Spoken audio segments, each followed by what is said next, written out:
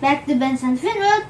Now we are here with our parents, Ibu and Ayah. Hi friends! Hi friends!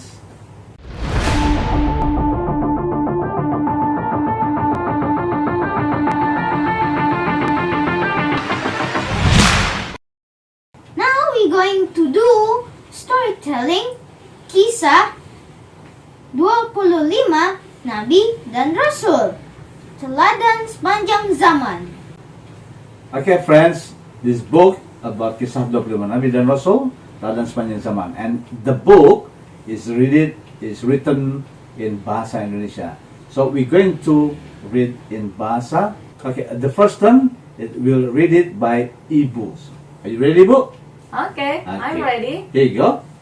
So I'm going to read first, and then after that will be Ayah turn, the Yep. second one, and then I think Benzema will take turn too to read this book. How about Finley? You're Do you going want to to read the book buddy? too? Fin? You going to read the book? Okay, maybe we can start in bahasa, right friends? Buku ini, di sini memang tertulis ada 25 Nabi dan Rasul ya. Tapi dalam buku ini cuma ada 9 cerita Nabi. Walaupun cuma 9 tapi seru ceritanya. Kita mulai aja ya. Oke friends, are you ready? Yo boy. Sebelum kita mau mulai membaca cerita, yuk kita baca basmalah dulu ya. Bismillahirrahmanirrahim. Bismillahirrahmanirrahim.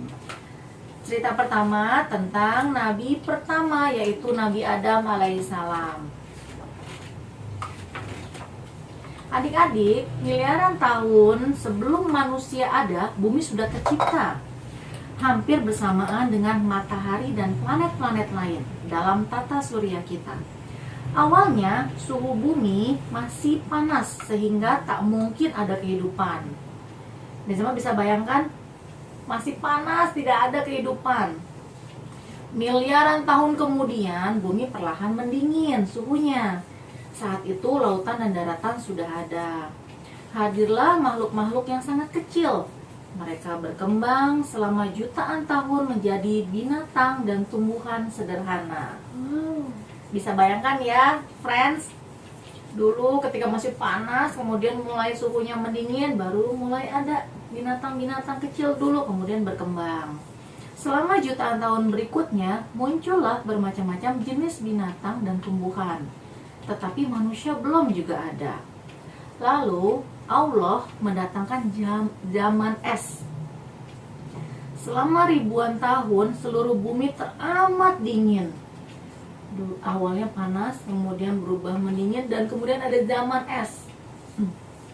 Dinosaurus pun perlahan punah ketika zaman es. Setelah itu udara kembali menghangat. Selama jutaan tahun, binatang dan tumbuhan yang bisa bertahan meningkat menjadi jutaan jenis. Jadi bermacam-macam. Penciptaan manusia dimulai ketika Allah berfirman kepada para malaikat, "Aku hendak menjadikan khalifah di bumi," yang ada di dalam Al-Quran surah Al-Baqarah ayat 30. Para malaikat terenyah, mengapa Allah menjadikan manusia yang tidak sempurna sebagai khalifah? Pikir mereka, khalifah harus mewakili Allah untuk memelihara dan memakmurkan bumi. Apakah manusia mampu memikul tugas seberat itu? Bukankah kami para malaikat yang selalu patuh kepada Allah lebih mampu melaksanakannya? Ya, kita pun belum tahu.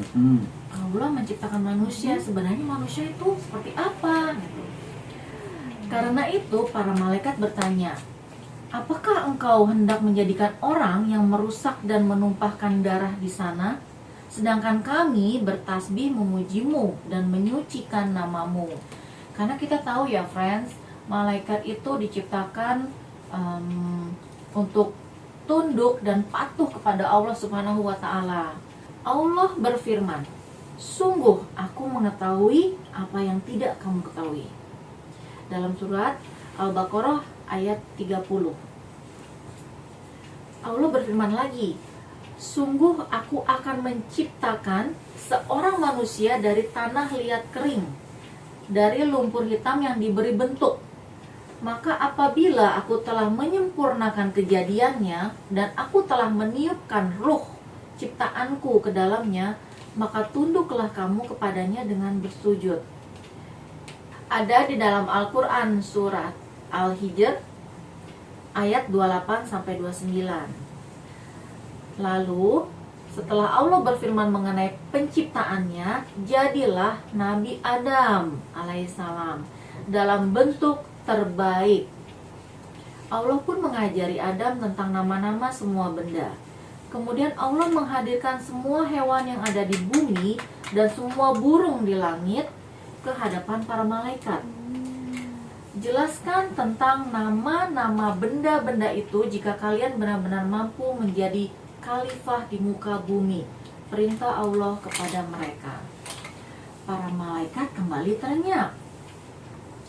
Mereka sama sekali tidak tahu. Maha suci Engkau, jawab para malaikat. Tidak ada yang kami ketahui selain apa yang telah Engkau ajarkan kepada kami. Sesungguhnya Engkaulah yang maha mengetahui lagi maha bijaksana.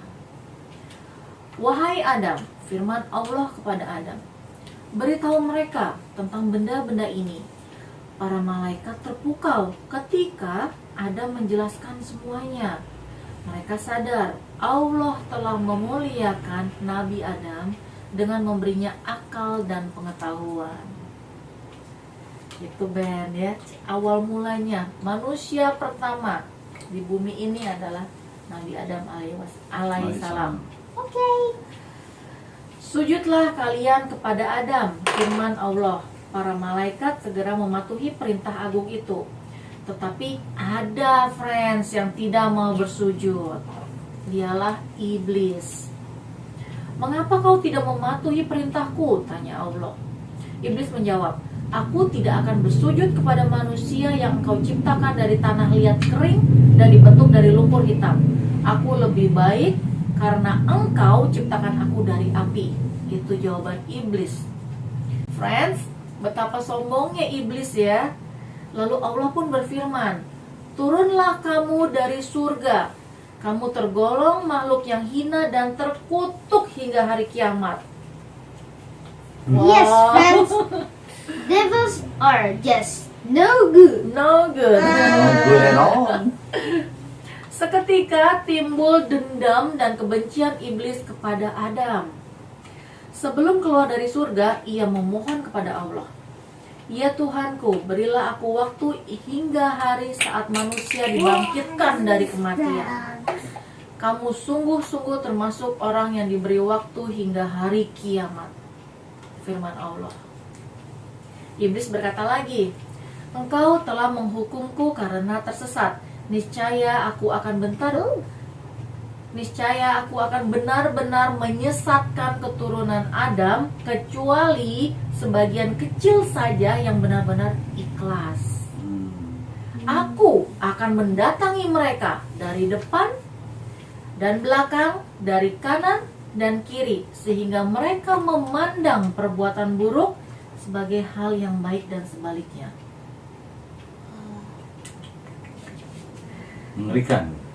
Jalanku adalah jalan yang lurus, jawab Allah. Kewajibankulah untuk menjaganya. Sesungguhnya mengenai hamba-hambaku tidak ada kekuasaan bagimu terhadap mereka, kecuali orang-orang yang mengikutimu, yaitu orang-orang yang sesat. Keluarlah kamu dari surga sebagai makhluk terhina lagi terusir, dan hasutlah siapa saja yang mau menuruti ajakanmu.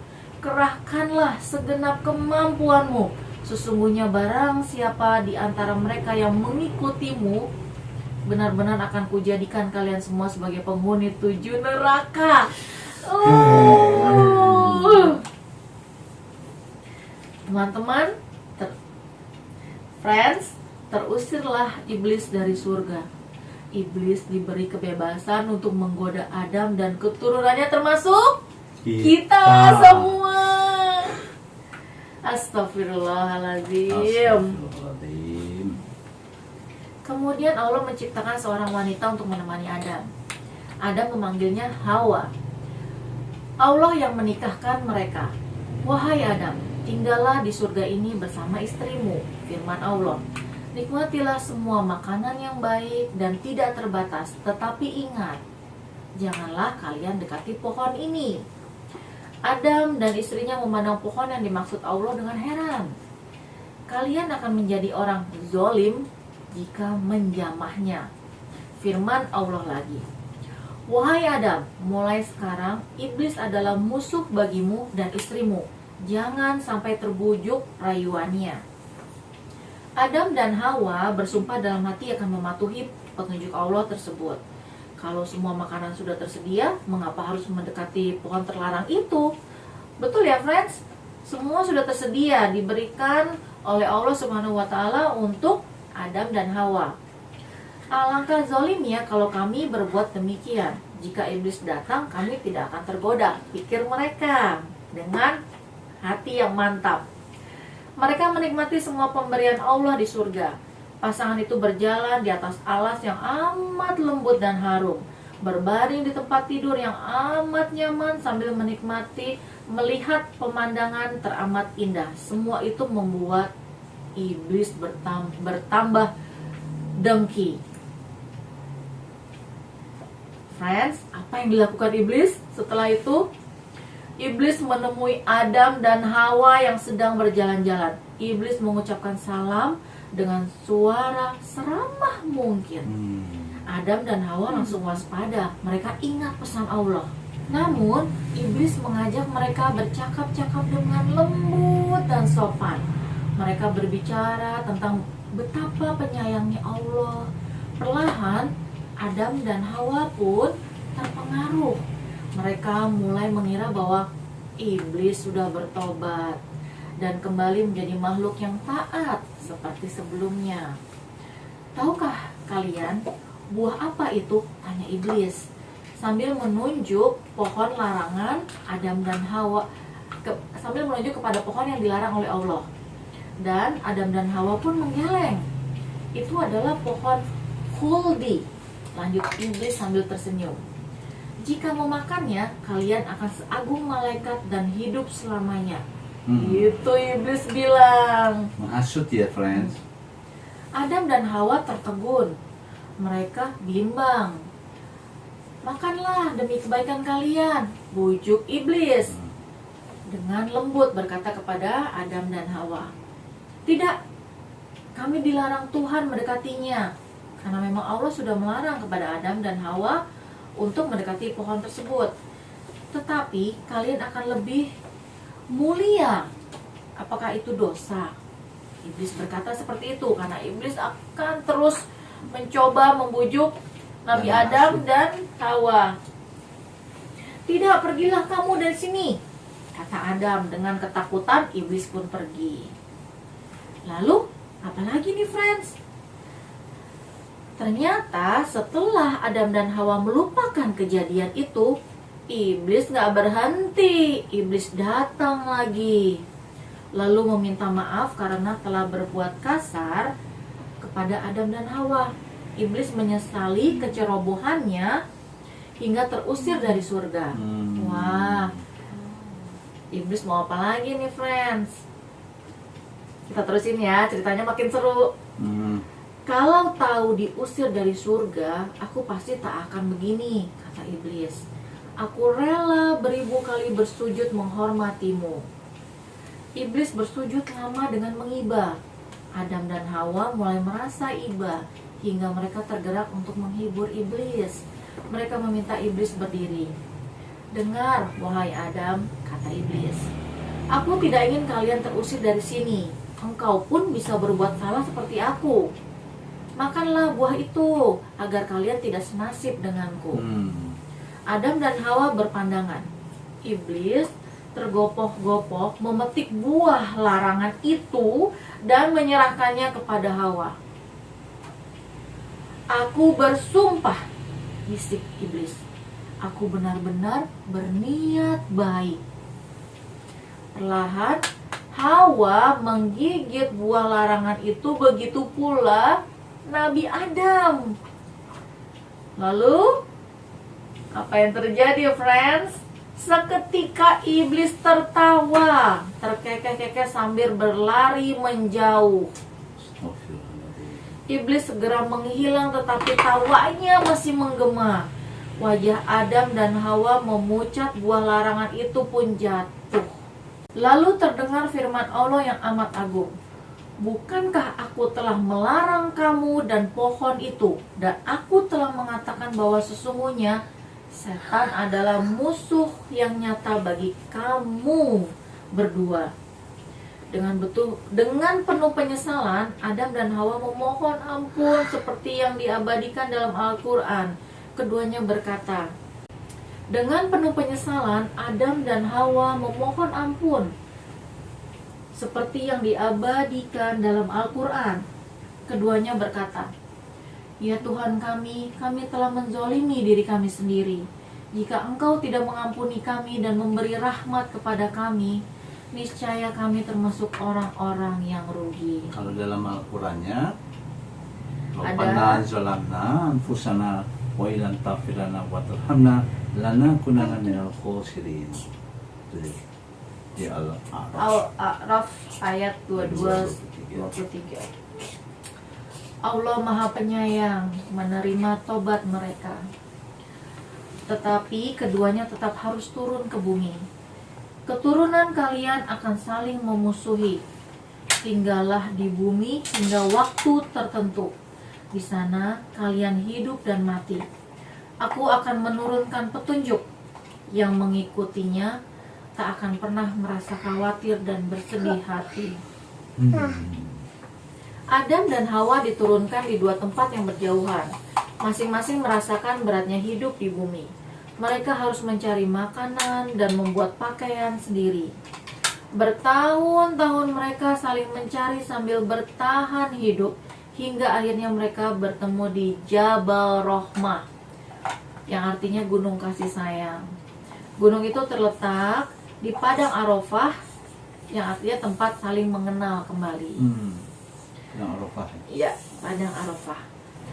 Tak lama kemudian mereka dikaruniai anak. Setiap anak yang lahir selalu kembar, satu laki-laki dan satu perempuan. Atas izin Allah, Nabi Adam dan Hawa dikaruniai banyak anak. Anak kembar pertama adalah Qabil dan Iklimah, sedangkan yang kedua adalah Habil dan Labuda. Nabi Adam mengajari Qabil bercocok tanam, sedangkan Habil beternak. Nabi Adam mengajarkan cinta dan kasih sayang kepada keluarganya. Beliau sadar bahwa suatu saat nanti jumlah manusia akan semakin banyak. Beliau berharap anak-anaknya untuk selalu saling menyayangi. Tetapi iblis datang menggoda mereka hingga salah satu putra Nabi Adam menjadi pembangkang. Friends tahu yang mana? Tadi sudah diceritakan loh. Putra dari Nabi Adam adalah Qabil dan Habil. Ternyata pembangkang tersebut adalah Qabil, putra sulung Nabi Adam dan Hawa. Ketika Allah memerintahkan Nabi Adam untuk menikahkan anak-anaknya yang sudah dewasa, Qabil harus menikah dengan Labuda, kembaran dari Habil. Sedangkan Habil menikahi Iklimah, kembaran dari Qabil. Tidak, teriak Qabil kepada ayahnya. Aku ingin menikahi kembaranku sendiri. Aku ingin Iklimah yang menjadi istriku. Nabi Adam menghela nafas panjang. Iklimah memang lebih cantik daripada Labuda. Tetapi ini perintah Allah, nak. Begitu jawaban Nabi Adam. Tidak, ayah, bantah Qabil lebih tegas. Aku tak menyukai Labuda. Aku ingin menikahi Iklimah. Nabi Adam memohon petunjuk kepada Allah.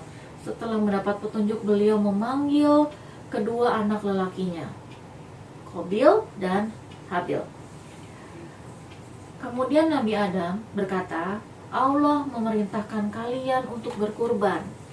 Apakah kurbannya diterima dan diperbolehkan memilih istri sesuai kehendaknya? Habil memilih dombanya yang paling gemuk dan bagus. Dia sama sekali tak memikirkan Iklimah. Dia hanya ingin mengorbankan ternak terbaiknya di hadapan Allah. Sebaliknya Qabil hanya memikirkan Iklimah. Dia tidak peduli meskipun kurban itu dipersembahkan untuk Allah. Dia bahkan marah mengapa Allah mencegahnya menikahi Iklimah. Karena itu dia pilih hasil pertanian yang paling jelek. Dia tahu binatang masih mau memakannya. Taruhlah kurban kalian di sana, kata Nabi Adam sambil menunjuk salah satu puncak gunung. Besok kita lihat bersama-sama. Kurban yang habis dimakan binatanglah yang akan diterima Allah. Keduanya pun mendaki gunung. Qabil meletakkan hasil panennya dan Habil menyembelih dombanya. Ayo friends, kurban siapa nih yang diterima? Keesokan harinya, Nabi Adam, Qabil, dan Habil kembali ke puncak gunung. Ternyata domba Habil tinggal tulang belulang, yang artinya sudah habis dimakan oleh binatang. Sementara hasil panen Qabil utuh tidak tersentuh. Habil tertunduk sambil berurai air mata. Dia terharu. Nabi Adam merangkul bahu Habil dan berbisik, "Bersyukurlah nak." Habil mengangguk sambil menyeka air matanya. Sementara itu Qabil berdiri dengan kaku dan tegang. Dia marah dan kecewa. Tanpa berkata apa-apa, dia menendang hasil panennya sekuat tenaga kemudian pulang dengan gusar. Ada yang datang lagi nih, friends. Iblis bersarang di hati Qabil dan membuatnya bertambah marah. Lalu apa yang dibisikkan oleh iblis? Iblis membisikkan kepada Qabil yang sedang marah, "Bunuh saja adikmu," bisik iblis. Nih, tolong kan? Sini, Fit. Suruh nih, Kak. Makin seru ceritanya. "Bunuh saja adikmu," bisik iblis.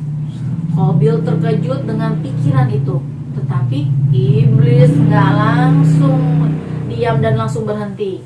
Iblis tak membiarkannya. Dan kemudian iblis membisikkannya lagi. "Kau sudah melakukan segalanya," bisik iblis. "Kau sudah membantah ayahmu, kau sudah merajuk sepanjang hari, dan kau sudah berkurban. Sekarang semuanya telah berakhir. Kau tak akan pernah mendapatkan Iklimah. Jika Habil tewas, kau bisa menikahi Iklimah." Astagfirullahaladzim. Begitu Iblis tidak akan diam. begitu niatnya iblis. Niat jahat iblis selalu saja menggoda manusia, termasuk kita semua ya, friends. Kita harus berhati-hati ya, friends, dengan bujukan dan rayuan iblis, karena sultan iblis itu lebih kejam. Kita lanjut ya, friends. Ketika keduanya bertemu lagi, Qabil menggeram. Karena Qabil sudah dipenuhi rasa marah mendengar bisikan dari iblis. "Aku pasti membunuhmu." Kemudian Habil melihat sorot mata kakaknya yang penuh dengan kebencian. Qabil pun meradang. "Kubunuh kau!" teriaknya dengan tangan terangkat. "Kalau kau mengayunkan tangan untuk membunuhku,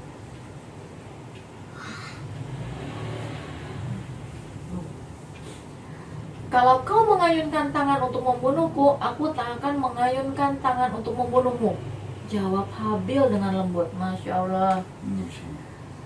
Habil tetap tidak mau melawan perbuatan jahat dari kakaknya, karena Habil tahu bahwa itu perbuatan yang tidak baik, friends. "Aku takut kepada Allah, Sang Penguasa alam. Kalau kau membunuhku, kau akan menyesal." Begitu jawaban Habil kepada Qabil yang masih sangat marah. Mendengar itu, niat Qabil mulai surut. Tanpa berkata apapun, dia meninggalkan Habil. Beberapa kali mereka bertemu, Habil tidak berbuat apa-apa, namun iblis tak bosan untuk terus menggoda dan menggoda, merayu dan menghasut hingga akhirnya Qabil nekat.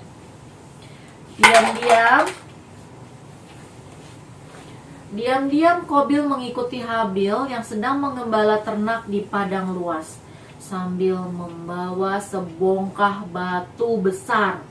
Qabil mendekati Habil yang tertidur di tempat teduh, lalu ia mengangkat batu itu tinggi-tinggi. Sedetik kemudian batu tersebut menimpa Qabil dengan keras dan Habil meninggal. Melihat adiknya tergeletak, timbul rasa takut dalam diri Qabil. Tangannya gemetar dan tubuhnya lemas. Dia terduduk menyesali perbuatannya. Iblis pun berlalu sambil tertawa terbahak-bahak. Lagi. Ingat ketika iblis berhasil menghasut Nabi Adam dan istrinya Hawa, ketika Nabi Memakan Adam dan buah. Hawa sudah berhasil memakan buah kuldi, kemudian iblis pergi sambil tertawa terbahak-bahak karena iblis merasa sudah berhasil untuk menghasut manusia. Angin dingin bertiup dan mendung tipis menutupi langit. Tak lama hujan turun rintik-rintik. Alam seakan menangisi kematian Habil. Friends, inilah pembunuhan pertama yang terjadi di antara anak cucu Adam di muka bumi. Qabil kebingungan. Apa yang harus kuperbuat terhadap mayat adikku? Mengerikan ya friends ya. Ketika hujan reda, dia melihat 2 ekor burung gagak berkelahi. Salah seekor dari burung itu tewas. Burung gagak yang masih hidup menggali tanah dengan cakarnya. Lalu bangkai lawannya didorong ke lubang dan diuruk dengan tanah. Lantas ia terbaring dengan berkauk-kauk sedih. Mata Qabil terbelalak. Mengapa aku tidak menguburkan mayat Habil seperti burung gagak itu? Ketika menimbun mayat Habil dengan tanah, rasa sesal dan takut dalam diri Qabil semakin memuncak. Dengan langkah berat, Qabil pergi tak tentu arah. Dia tak berani pulang. Allah memberitahu Nabi Adam tentang peristiwa yang menimpa di antara kedua putranya. Dan air mata sang nabi menetes. Beliau amat kehilangan Habil. Nabi Adam amat marah kepada Qabil. Mengapa dia sampai hati membunuh adiknya sendiri? Tetapi sebagai ayah, beliau tetap menyayangi semua anak-anaknya termasuk Qabil. Semoga Qabil menghabiskan umurnya untuk bertobat kepada Allah SWT. Doa beliau dalam hati. Friends, Nabi Adam dan Bunda Hawa hidup hingga ratusan tahun. Sepanjang waktu mereka mengajarkan kasih sayang dan kebaikan kepada anak-anak dan cucu-cucunya, termasuk kita semua sebagai keturunan dari Nabi Adam dan Hawa. Dan satu pelajaran besar ya Benz. Okay. Phyllis sudah bobo nih, And karena Phyllis kita was- membacakan cerita seperti bedtime story. Iya. Akhirnya Phyllis Yeah. ikut bobo. Padahal storytelling loh. Lalu friends, apalagi nih yang terjadi setelah peristiwa antara Qabil dan Habil? Setelah Nabi Adam dan Hawa hidup ratusan tahun, salah seorang putra mereka ada yang membantu tugas berdakwah. Namanya Seth. Kesalehannya mengingatkan Nabi Adam dan Bunda Hawa kepada Habil. Seth pun diangkat menjadi nabi oleh Allah. Beliau membimbing anak cucu Adam yang mulai menyebar di muka bumi ini. Gimana Benzema? Banyak pelajaran ya yang kita bisa ambil, kita Petik bisa dengan petik Ya. dari cerita Kita bisa Nabi pelajari Adam. bahwasanya kita harus pertama takut sama Allah tentunya. Yang kedua kita harus tahu bahwasanya semua manusia di muka bumi ini adalah keturunan Nabi Adam alaihissalam dan istrinya yaitu Bunda Hawa. Friends, kita ketahui itu semua bahwasanya pertama kali yang membunuh orang pertama kali yang membunuh adalah Qabil terhadap Habil adiknya. Ya harus kita harus kita pahami bahwasanya itu terjadi karena qadarullah dari Allah semua, Allah Subhanahu wa taala. Selanjutnya kita akan membaca Nabi Hud alaihissalam, tapi untuk video berikutnya, friends. Oke? Jangan lupa untuk Subscribe, click the bell, and like to our videos. juga nonton video Benzema yang lainnya, Benz dan Finworld.